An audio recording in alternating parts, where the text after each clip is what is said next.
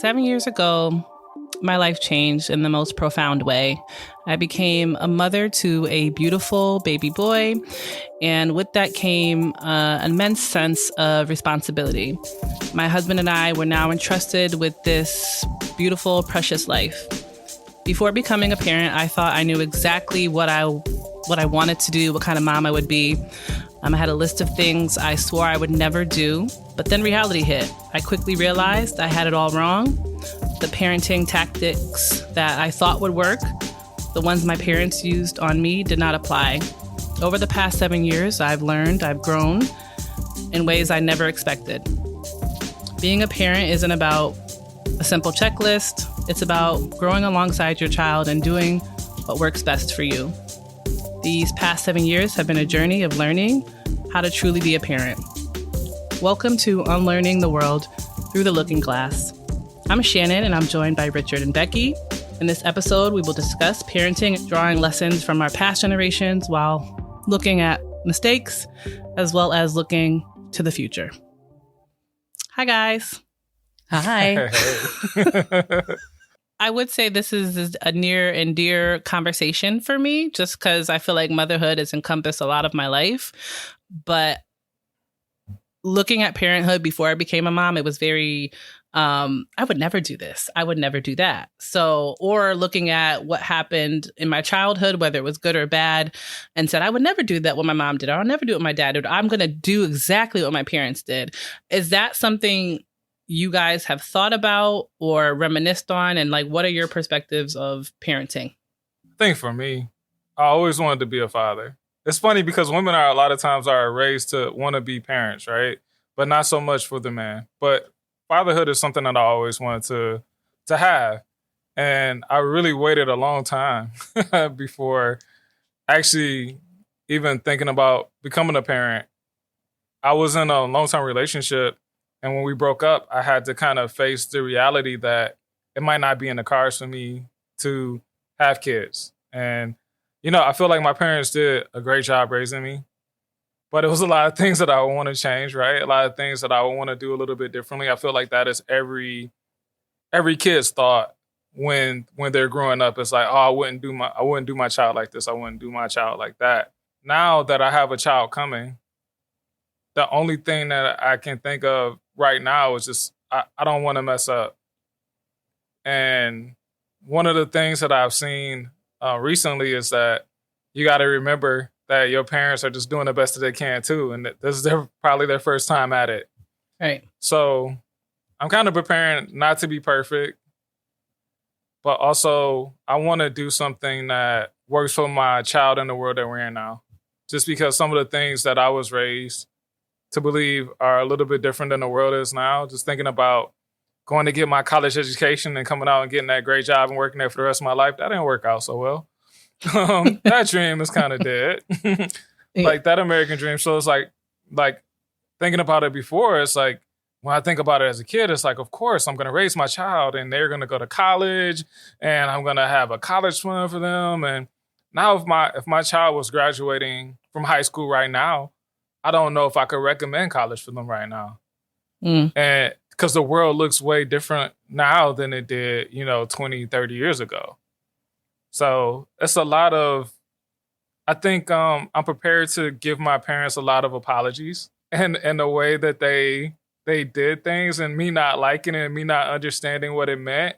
And then being in their shoes, like seeing what I do and being like, hey, maybe I was wrong on this. Maybe I didn't know it all, right? Yes. Maybe. So I'm ready for that. And I'm ready for them to be ecstatic because they are so ready to be grandparents. I just know that life is going to change. And like even just looking at going to Germany, like even being in Germany, going back to the other story I told, like being out of the country, every decision I make from voting to making sure that I try to work out more, which I kind of been slacking on.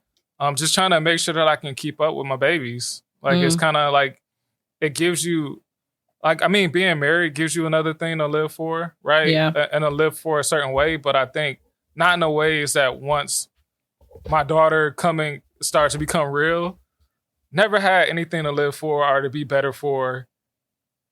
It doesn't even equate. Like, it's not even something that's quantifiable.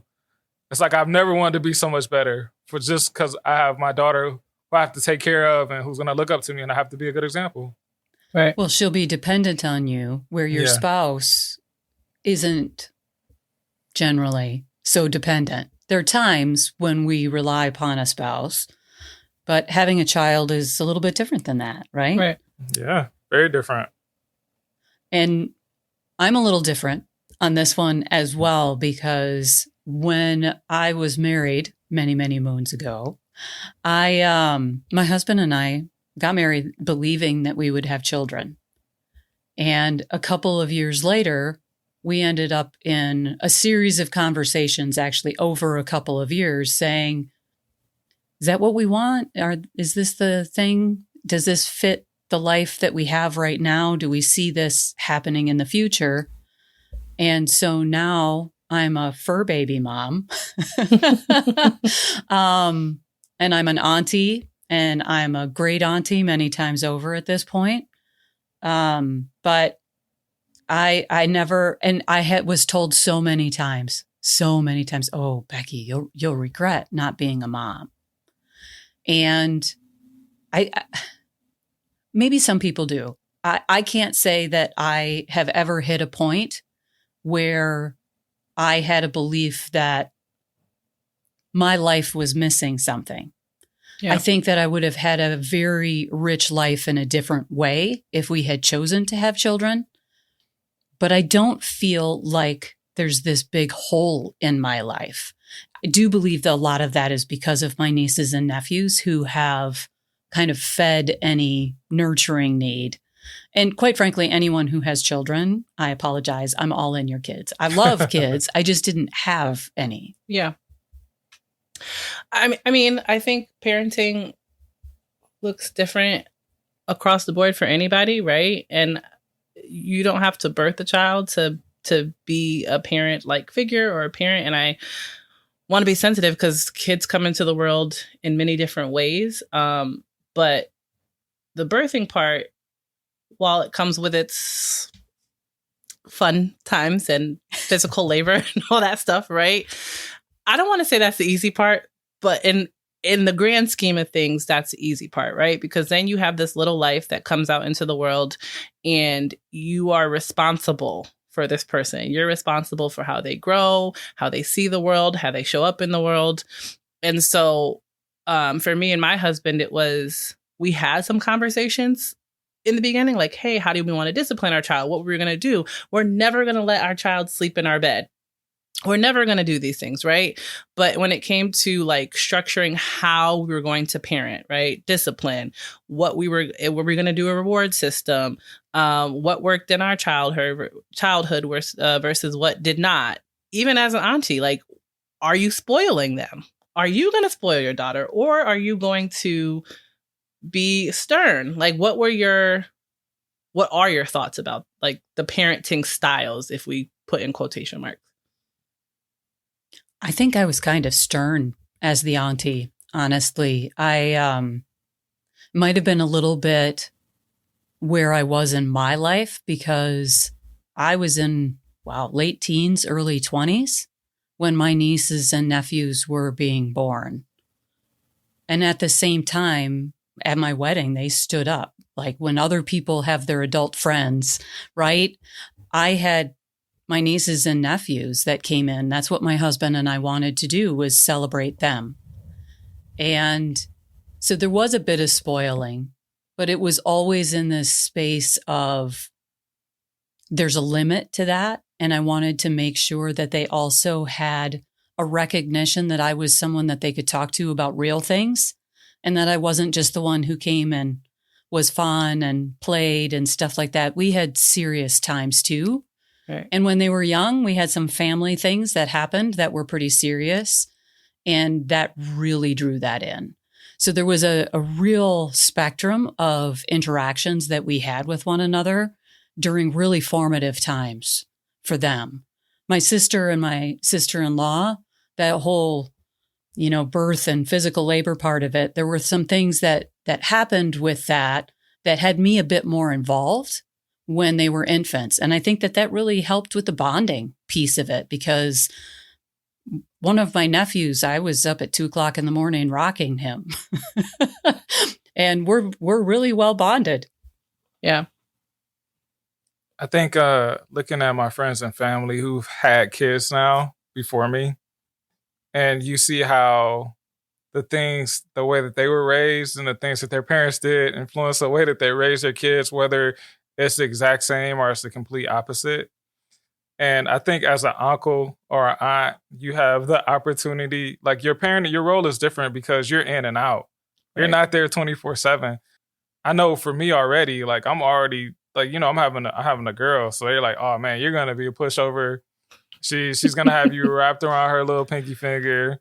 And it's like, I'm like, I say no. And then I'd be like, yeah, probably, but to a certain extent. But, it's easy to say stuff. It's like, there's so many things in your life that you try to mentally prepare for. So many things in your life that you say, when this happens, I'm going to do it this way. And I'm not going to, like, it's just like, I'm going to handle this when, like, if I lose somebody, I'm going to be okay. I'm going to be strong. And then something like that actually happens. Yeah. And then you realize that there's no way to possibly really prepare for the emotions and things that you're going to feel. Me, as a Black man, one of the things that I started to realize really early on when my wife was pregnant and we were confirmed to be pregnant, because it's like at a certain extent with the way that the world was going, I was like, maybe I don't want to bring kids into this world right now. Yeah. But the thing that I started to realize is that specifically as a Black man, because I feel like culturally as a Christian Black male, it's a certain way that we're raised to struggle, sacrifice, not necessarily feel. They don't necessarily teach young Black boys how to feel all their feelings. So a lot of me over the years have suppressed a lot of the feelings and emotions that I have. And it's like, maybe I'll have them, but they're not as strong, right? Now having a child on the way has made me incapable of suppressing feelings. And I feel feelings in a real way. And I'm like, oh my goodness, like, what is that? And it's like, oh, I'm actually feeling something. I'm sad or I'm worried or it's just like a completely different thing. So it's like, I have no idea how I'm going to be. I know that it's things that I love that my parents raised me, how they raised me is things that I wasn't crazy about. But then again, this is a different time. And I think the adaptability is really going to be the thing that I'm going to see. I'm probably going to be like calling Beki to babysit and I'm going to be calling Shannon for advice and, just get a little bit of both. But definitely learning from the people around me and inviting people in to that life. But I'm definitely going to be, my wife sent me a TikTok the other day of, it was like somebody was coming to try to touch the baby and it's like, do you have a wristband? Did you wash your hands? Nope, you can't touch the baby. You put the baby down. Yeah. And I know in my heart of hearts that I'm going to be that kind of dad. Yeah. I would agree. I think... Becky said she can see that. That's funny. Yes. So for me, I think there was generationally some stuff that I wanted to keep with me that instilled in me, right? But I knew that some things I wanted to shift, specifically being I had a little Black boy. And Richard, you mentioned kind of emotions. And so I know the turmoil that me and my husband have gone through because when we have our moments, he shuts down. It is the most infuriating thing. And so we get to the catalyst, right? We eventually get there. It's marriage, fine. But I wanted to equip my son to be able to express himself. And so very early on, that was something that I committed to. So I was like, I am not going to tell my son that he can't cry. Like, that's not going to be a thing. I understand there is like a father, son. We want him to grow up to be a strong man. Great. But I said, there is no weakness when you cry or you show emotion. And so it also allows someone to be able to show up for you the way you need them to. So my task, even at the young age for my little one, was to make sure that he felt what he wanted to feel and was able to communicate that. So not everyone in my family is a fan of that type of parenting. But I also am like, you guys will never question how he feels. There will never be a mistake of, hey, he has boundaries, he set them, right? In a respectful way. I'm not teaching my son to be disrespectful or whatever, but I want him to be able to, if he's having a moment, he is 7 and can tell you, hey, I need a minute. I think that's great. I think that's great too. Absolutely. To be coming able from a Black family, that sounds wild to that's allowed for a 7-year-old. But he's not being disrespectful. He's not yelling. Hey, I'm going to go take, it's because it's equivalent to you sending them to timeout for having a temper tantrum because they can't figure out their emotions, right? You're still ostracizing them. It's just a punishment. He's saying, hey, I need to take a moment. Right. There's no difference other than it's not a punishment. He is saying, hey, I'm either overstimulated or I'm frustrated or I'm mad. I'm going to go take a minute. And he will go on his tablet. He will go draw and figure it out. I think being able to teach them those emotions and knowing the difference between them. Yeah. I think it's kind of like something I was reading about color, and I'll give them the really short, I'll give it short story short, right? The thing is that in literature, everybody wondered why the word blue wasn't used in some of the older literature. The thing is that the word blue hadn't been invented. So one of the things that this program was saying is that if you don't have a word for it and you can't identify it, it's harder to identify the different hues of blue unless you can have a name for it and show that it's different.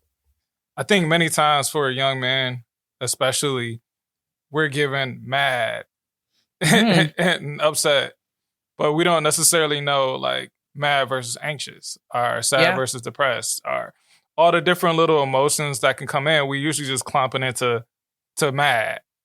And being able to tell the difference is very important just because the way that you deal with those emotions are different. Yeah.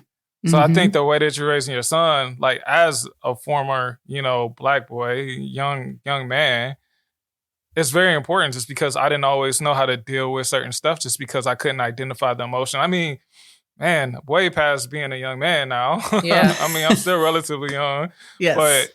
But you think about, I'm a man, I'm married, I'm about to be a father, and there's still some emotions that I still struggle with identifying. There's an exercise that I did once at a conference. They were talking about emotional intelligence.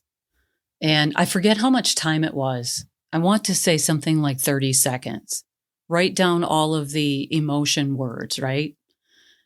And it was interesting because there were a lot of people who came up with 5 or 6, but then their minds went blank. This was a group of coaches, people who talk about emotions and explore emotions all of the time. But for me, you put me on, do not ever put me into a timer situation where I have to come up with a bunch of words because my mind just goes completely blank and I can come up with nothing. So I think I had all of one. But I think it's one of the things that, I share with my clients every now and then is this emotion meter or emotion wheel, where when you're feeling a particular emotion, then you can identify all of these others that are out there. When I was a kid, I wasn't necessarily in a place, and I was the youngest, and I didn't really have an outlet to express my feelings and my emotions. That was always kind of turned off. That spigot was not allowed to be on. And again, mostly a bit of the times. And what ended up happening is all of that was bottled up inside. And so when you talk about the tantrum, I used to get in trouble in the house so that my mom would send me outside to the barn to go be with my dad. And then I was happy as a lark because out there I could run around and scream outside as much as I wanted to. And it was fine because it was okay for that environment.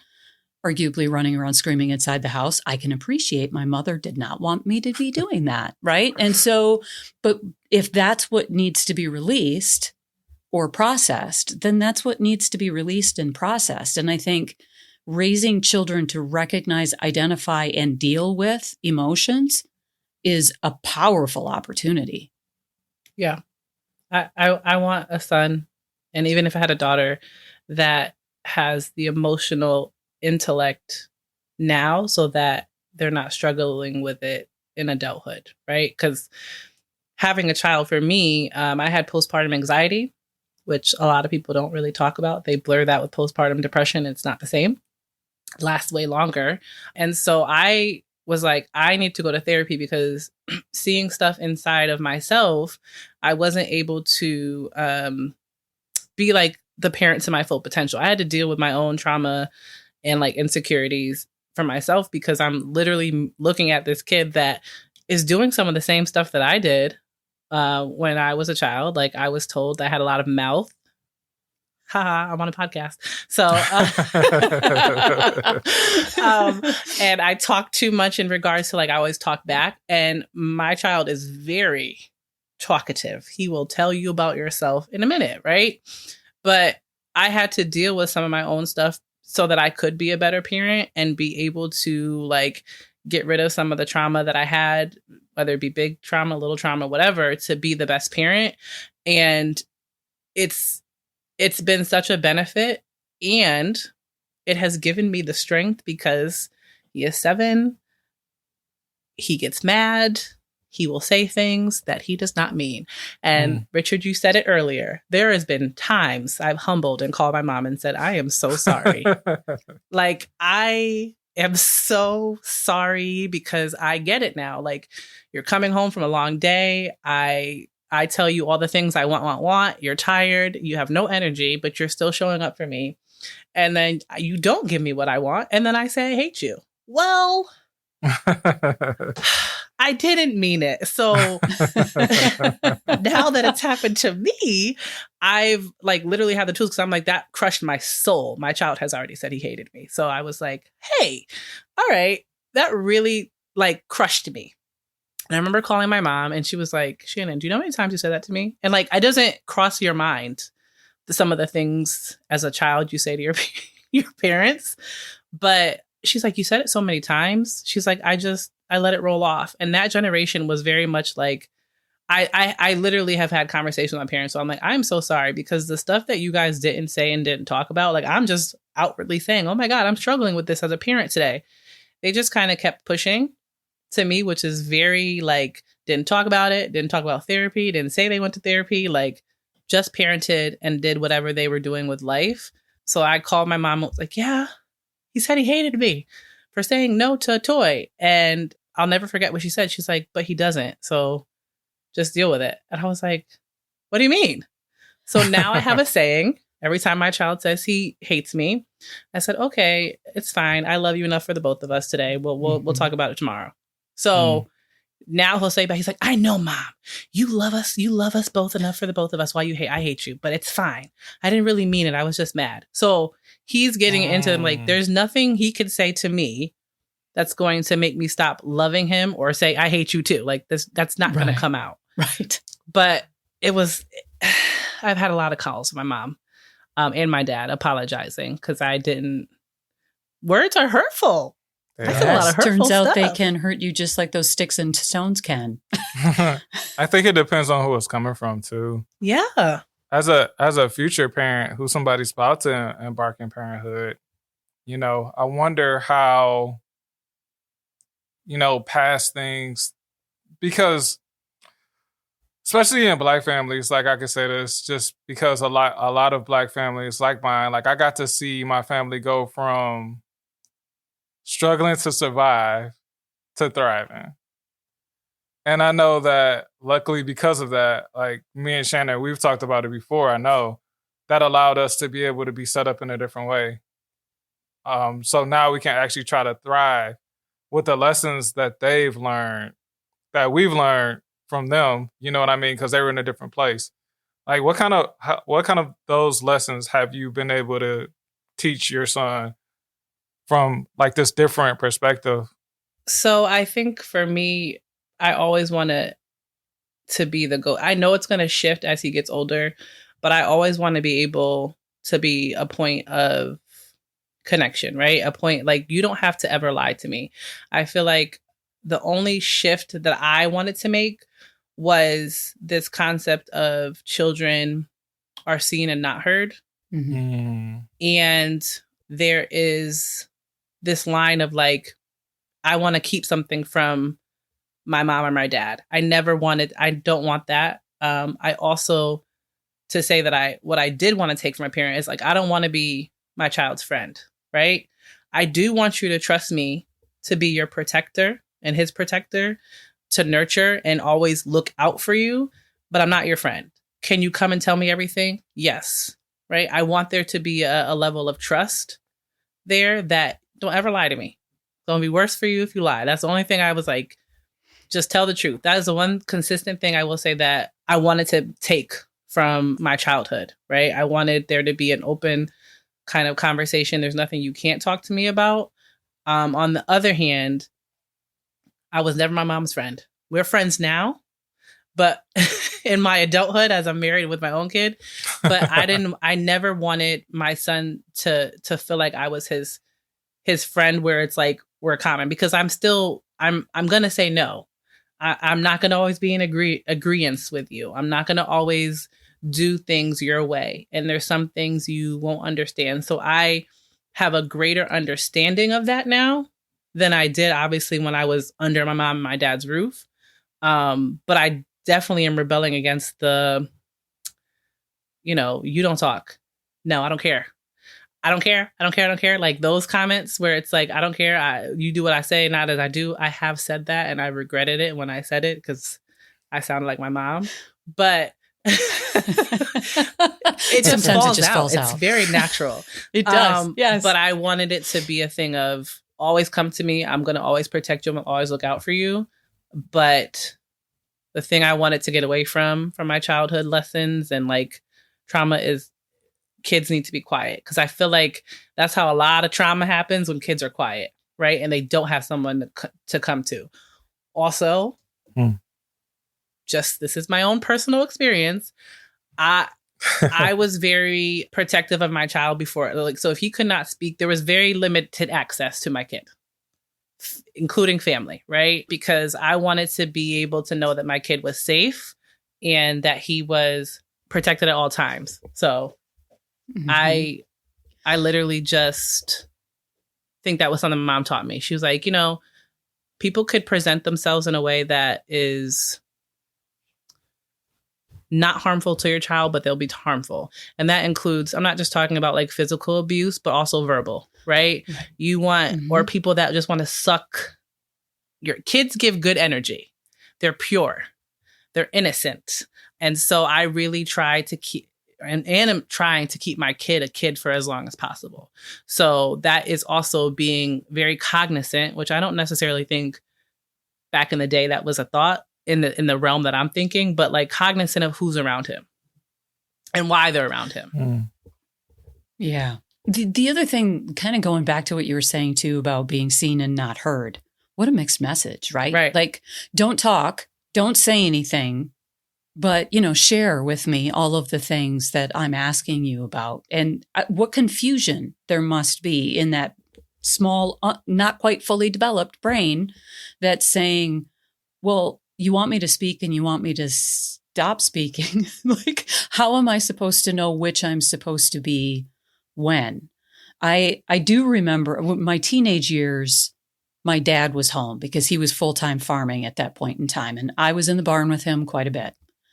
And it turns out there are very few secrets in a barn because when you're sitting there milking a cow, well, not sitting, I was never sitting milking a cow, but when we were doing that, you could have some pretty awkward conversations because you didn't have to look at each other.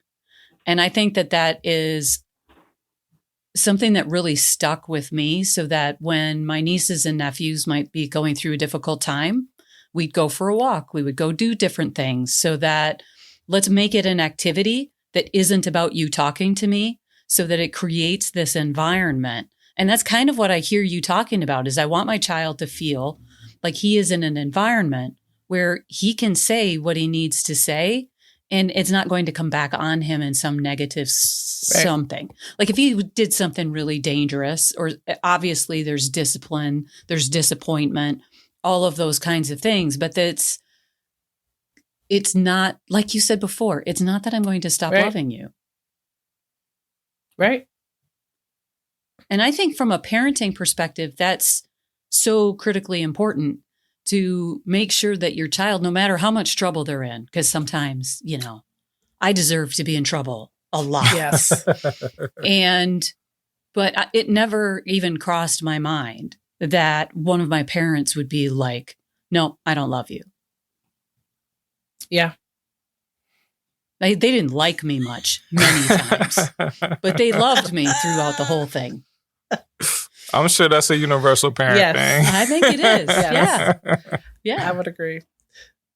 On another podcast that I used to host, I interviewed a white couple that had adopted 2 Black kids. And I remember listening to their story and hearing about how their perspectives on everything shifted, because for the first time, they had to think about life from a Black point of view in the world that they lived in, and how the world would affect their children that they were responsible for. And now, me about to be a parent, a father of a daughter, it really has started to shift. I mean, I was already really cognitive of the things that women go through, but it's like looking at it from a whole nother perspective, knowing that I'm bringing a daughter into this world and there's going to be struggles that my daughter's going to face that I've never had to deal with. So that's something that kind of makes me really emotional and thinking about, just because it's like, I think intrinsically we want to protect our children. And I mean, even Beki, like, you want to, I know you want to protect my child and you want to protect your nieces and nephews and your friends' children. But thinking about it like that, it's like so many different threats that I'm going to have to think about that I haven't had to think about, and making sure that I prepare my daughter for the world that she's coming into. And it's kind of one of those scary things.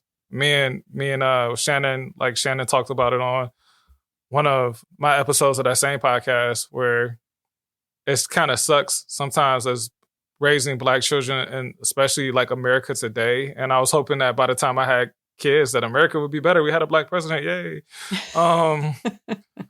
But you start to think about raising them, and a lot of times our innocence gets taken a lot earlier than other kids, just because we have to be told and we have to tell our children things to protect them, because we have to prepare them. So it's like, one thing is, it's like you got to be prepared, and you can't always be innocent and prepared.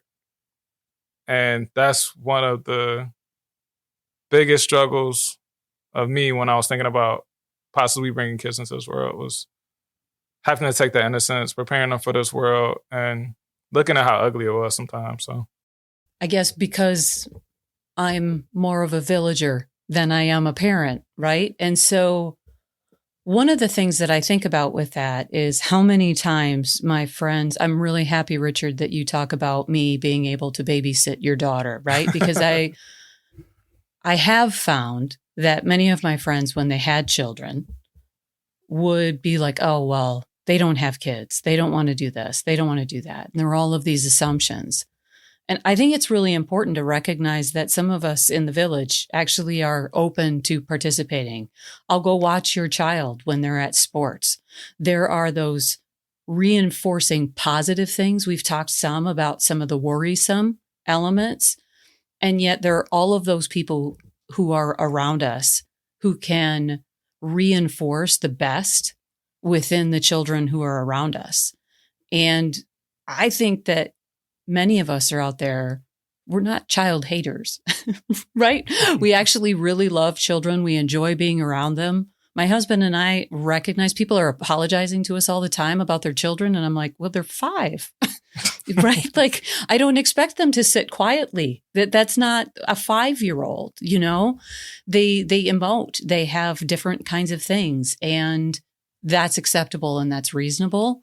And I think finding those people around you and really including them in your life really take a stronger role in many respects than some of the people that are maybe a little bit more shadowy. I remember more of the people who treated me well. Yeah.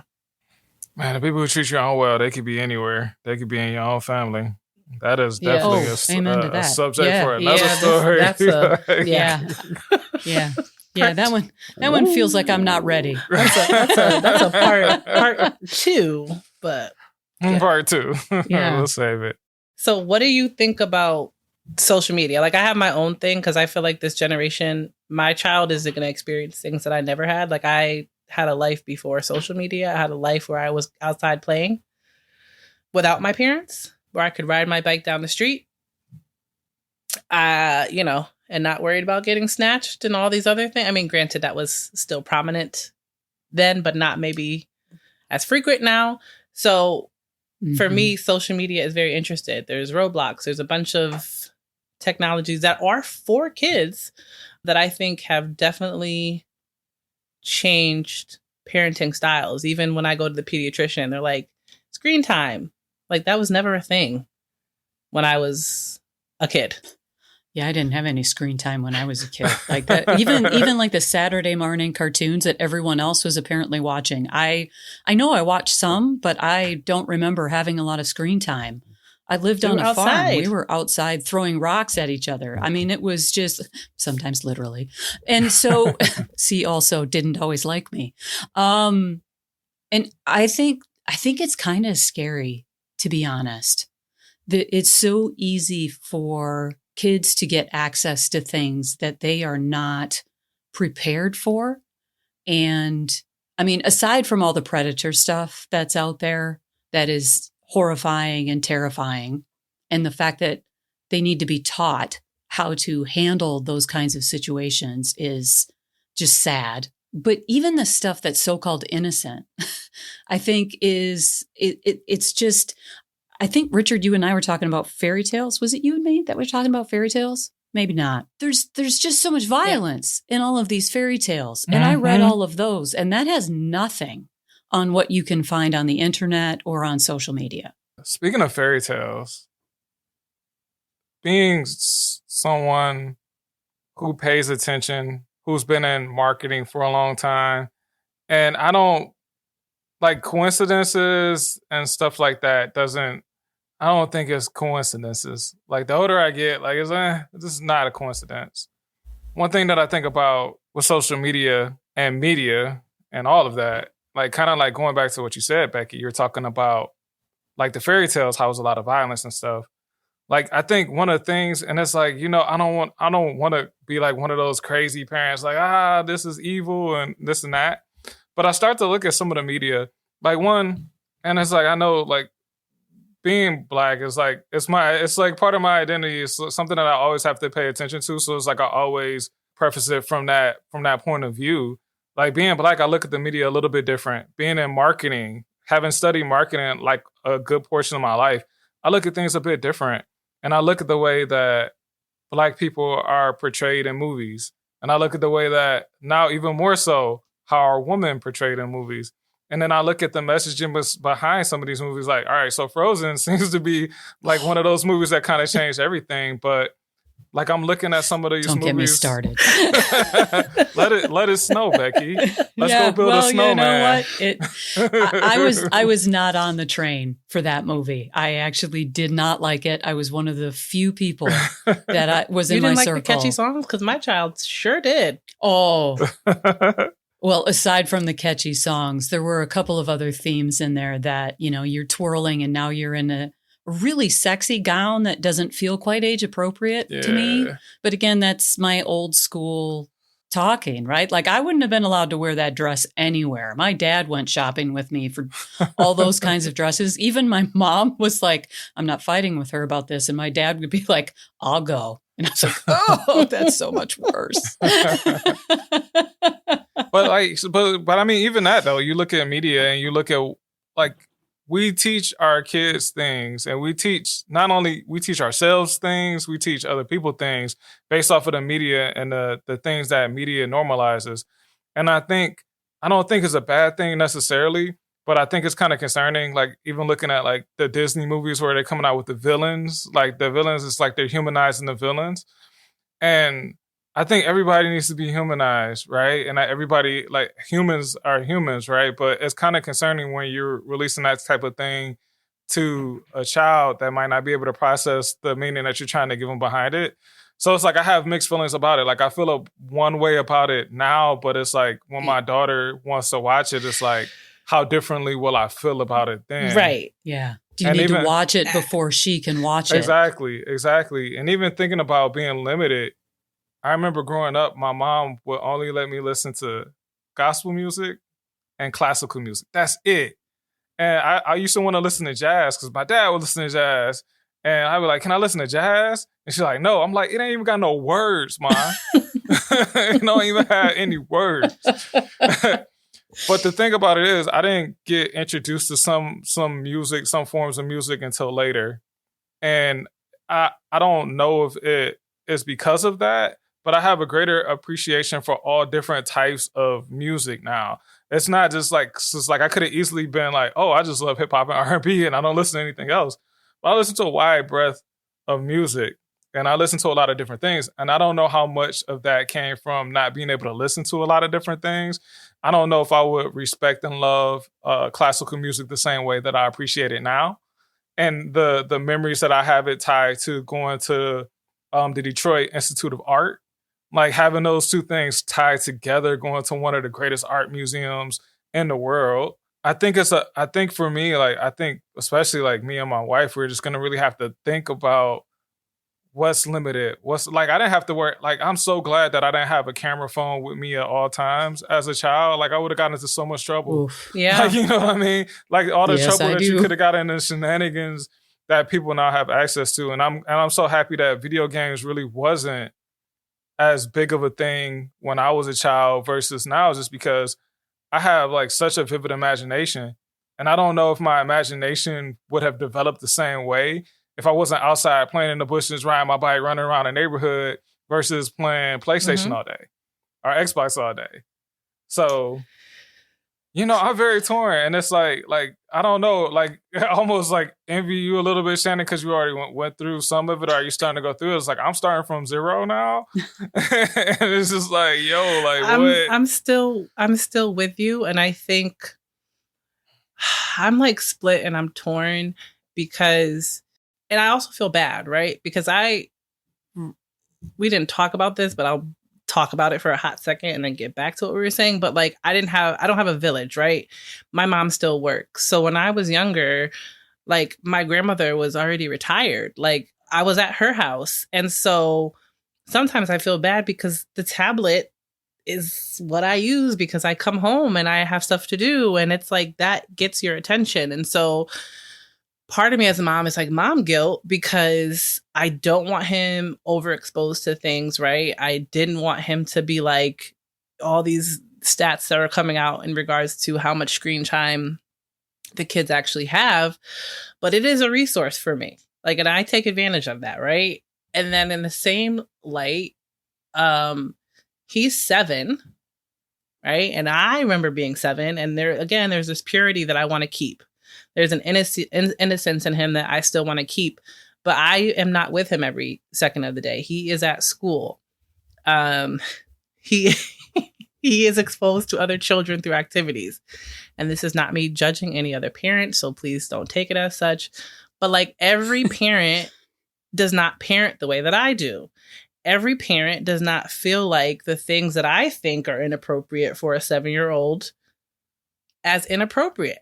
And so, or they don't care. Either way, like no judgment. But I am really grappling with being in areas where I don't have control over what my kid is exposed to. And then I have to deal with it, right?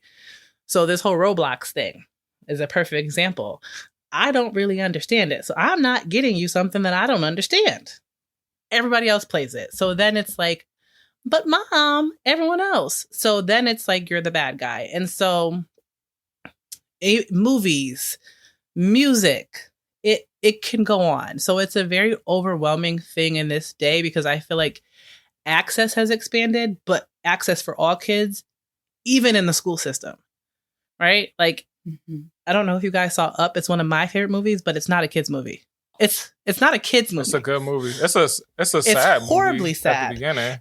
My goodness. So, yeah, my kid watched it at school. That might not have been something you wanted to watch. Have him watch. And And at school. Because again, it's school. like there is this, I don't know what happened, right? Because it is a cute movie, but there are so many adult topics in that movie that I'm like, and a lot of those a lot of those movies are the same, where there are very much adult movies wrapped in children correct themes. Yeah. And so and my kid is very like, I really don't want to call my kid gifted, but he's very like wise behind his ears. So like the concepts that he talks to me about is very like a lot. And so death is one of those conversations I've had many conversations with that I don't really want to have. Okay. In regards to getting so down the rabbit hole. Cause I feel like, again, there's an innocence that I'm trying to keep.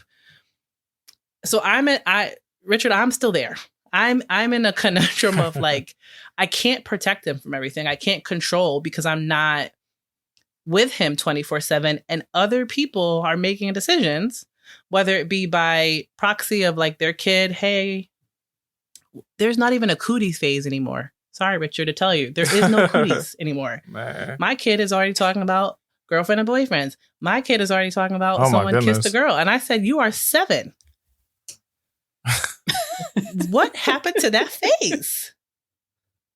Right? You should be running away from each other at recess. What are you he even is doing? all about, he's like, Mommy, I want to get married like you and Daddy. Oh, wow. At and 7. he's okay. He's like Shrek and True Love's kiss. I said, oh God, what have I done? There you go. Though, as you're saying this, what comes to my mind is you said you don't really have a village. And what I'm kind of hearing you describe is that you have a village. You just didn't get to choose who's in it. Correct. Because, when they start going to school, it's like they're more at school than they're at home. Right. And so I literally had to grapple with that. I can't control how other people parent. Right. And I can't control who he becomes friends with. Right. I mean, I can control how much they hang out, but I can't control if you choose that person to be your best friend and they are listening to rap and hip hop, talking about vulgar things. All kinds of stuff. Right? And you listen to Kids Bop. I can't control that. So I am in that. And I think that's going to be an everlasting like issue for me, because I feel like I want my kid to be a kid. He does not need to grow up fast. He does not. I know everyone's like in a rush to grow old. I was that person, so I get it. But I want him to be a kid, because once that is robbed, it's like life gets harder. You can't get it back. So you can't control the atmosphere. And I am struggling with that as a parent. I have control in my house, and I'm trying my hardest to build a foundation. And him being okay, not being like everybody else. Because that's the only... Well, there's a bonus just in that, right? Where it's, I know the famous line that I think many of us got was, well, if they jumped off a bridge, would you just jump in right after them? And I was like, I'm jumping first, right? Like that's, And, I can totally see that for you, Becky. Thank you.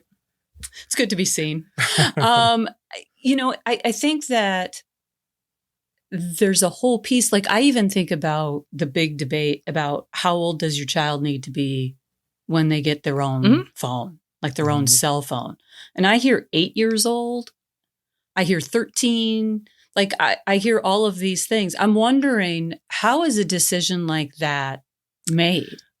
I could tell you personally, so it's not 8. I mean, but okay. So, and this is where, again, it's a nuanced conversation, right? Say there is a divorced couple, because I just met a mom the other day. She's like, I didn't want my child to have a phone, but we're divorced.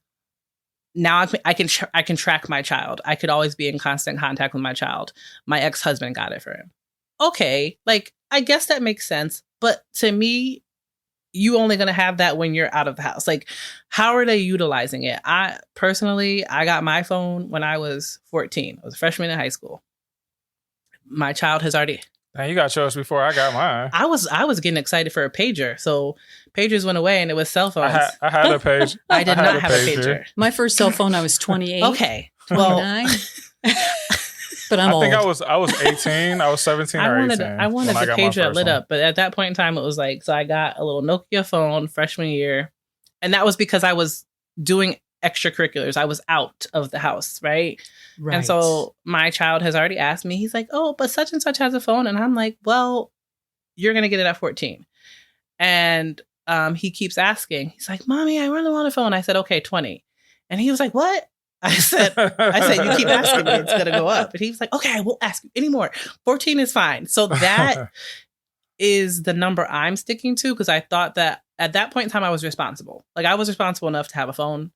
I was using it in the proper way. The only time I will shift that is if like he starts to do something where I don't know where he is at all times, which at this point, I don't, at 7 years old, I know where my kid is. I'm usually with him. So. Right. I see kind of how hard it is, because I remember as a child that kind of peer pressure to where, like, so for instance, I never went trick-or-treating. And it was like, I didn't so mind it because my parents was like, all right, you're not going to go trick-or-treating, but here's a bunch of candy. That was the same thing. That's what I wanted, was the candy. But, you know, you kind of get ostracized as a kid. Like, you didn't go trick-or-treating. You didn't do that. But it's like, I respected my parents for raising me in the values that they did, the way that they did. Like, would I let my child, am I going to let my child go trick-or-treating? Yeah, probably. Like, probably growing up, I probably like, no, never. But yeah, I probably would let my, like, 99% sure I would, you know? But that's like one of the differences. Like, I saw something a little while ago, and they were talking about Sabrina Carpenter. And Sabrina Carpenter used to be in the Disney Channel, but she's 25 years old. She's an adult. And parents was complaining about her show being too sexual. Her show is very sexual, but her lyrics, her music is very sexual. She's an adult. Like, you know what we were doing at 25 years old? Like, you know what I mean? Like, parents forget sometimes. But I think the thing that kind of scares me is that it seemed like it was like so many parents that weren't paying attention to the things that their kids were ingesting. And they were saying like, hey, can I go to this concert? And it's like, you already let them listen to the music. And then they go to the concert, then you want to blame the artist. And I seen people on TV having this debate, and the guy got on there and it's like, I'm busy. Like, I don't have time to like see it. And it's like for me, like, I know that I can't predict everything with me having my business and all of that stuff. Like, I know that time is going to be of the essence. But one thing for sure is that I am going to parent. Like, I'm going to know what my daughter is listening to. And if she wants to go to a concert, I'm for sure going to take a look at the reviews. I'm going to listen to the music. I'm going to find that time, because if you let social media and other people parent, like, even thinking about if you have a nanny, like how much are you really, I think you talked about it before, Shannon, is that being careful who your kid is around, because every person that you bring your kid around is teaching them something. It could be good or it could be bad. I remember being young, very young, and this was a positive, but it just shows you, like, I was in elementary school and I had a teacher, I was asking the teacher where something was or how to do that. And she was like, did you try to find it on your own first? I was like, no. And from that moment on, that caused me to seek knowledge on my own before asking anybody in a way that I hadn't seen. And that's like, I was thinking about it like the other day. And, you know, that was like 35 years ago. And it stuck in my head so much that, like, even now to this day, like, that has informed the way that I ask questions. I do my research before. If I ask you a question, then chances are it either one, no answer, and I just want some confirmation, or I've exhausted every resource that I had looking for that answer, and I got to come to you. Mm-hmm. Yeah. Yeah. And I can think about a variety of situations that were positive role models, and some of them who were probably not appropriate to have around me. You know what? I'm going to go with absolutely were not appropriate to have around me. And I don't know that my parents recognized, right? Like, they weren't intentionally exposing me to people who were inappropriate because they weren't seeing them in the same way, right? And so I think that there's a whole sensitivity around that kind of interaction where my parents made some assumptions about, well, if you belong to our church or if you are part of our village, right? Like, then you must be okay. And in some respects, right? Like, you have to be able to have some mainline kinds of assumptions around people. And there were some of those people who acted one way in front of my parents and a different way when they weren't in front of my parents. So they couldn't know unless I told them. And that goes back to what you were saying, Shannon, about it wasn't safe to say anything, right? Because it would have been, well, what did you do? Yeah. And that, again, I don't condemn my parents on that. That was definitely, victim blaming, still a thing, definitely a thing back then. Yeah. For me, that was a big thing for me. So just talking about a village, right? And this is my mom. So shout out to my mom. This is probably a little bit trauma-ish in regards to generational trauma. But trust no one. That's kind of but that was my anxiety. So my postpartum anxiety had me thinking that everybody wanted to harm my child in some way, shape, or form. And so I was very reserved about who was around them. But again, you also need a village, right? You also need to trust people. You also need, so why not go to family members or extended family or church members that you feel like would surround you? And so my kind of solution through therapy and stuff was hey, I'm just going to keep it really tight until he can vocalize, right? To be able to communicate to me his experience with people, right? I also am not a proponent of making my kid hug, high five anybody. I think that is this generation thing, because I know I used to get in trouble as a kid, oh, go give such and such a hug. No, I don't want to. So those are the type of things that I've kind of put into place. But in general, when it comes to this generation and this society and this parent, we are doing the best we can. So going back to something you said earlier, Richard, where it's I just don't want to mess up, right? But in all fairness, I'm sure I'm going to do something wrong, right? I'm sure, just I've gone through therapy and gone through all the stuff of talking to my parents about things that they did that hurt me that they don't even realize. It's not even a thing. I'm sure my kid's going to have the same thing down the road, but I can do the best that I can do to support him, make sure that he feels protected, make sure he knows that there's always somebody that's in his corner, and the world is going to world. And I struggle with that a lot, but I know that I can't change that, right? I can only build the strong foundation within my four walls of my house and make sure that he's a good person and shows up in a way that I feel he's going to be the best human being possible. So, but he has a voice and he knows his boundaries. And that was something very important to me, because I don't want anybody to take advantage of my child or feel like he's not going to come and tell me or his dad something. So that was something me and my husband really, really wanted to focus on with him. So thanks for joining us on this journey. Remember, the world looks different through every lens. Before you go, we'd love to hear from you. What's a moment in your life that changed how you see the world? Use the link in the show notes to share your story with us. Your voice helps us grow, and your stories keep the conversation going. I'm Shannon on behalf of myself, Richard, and Beki. Thanks for listening. Until next time.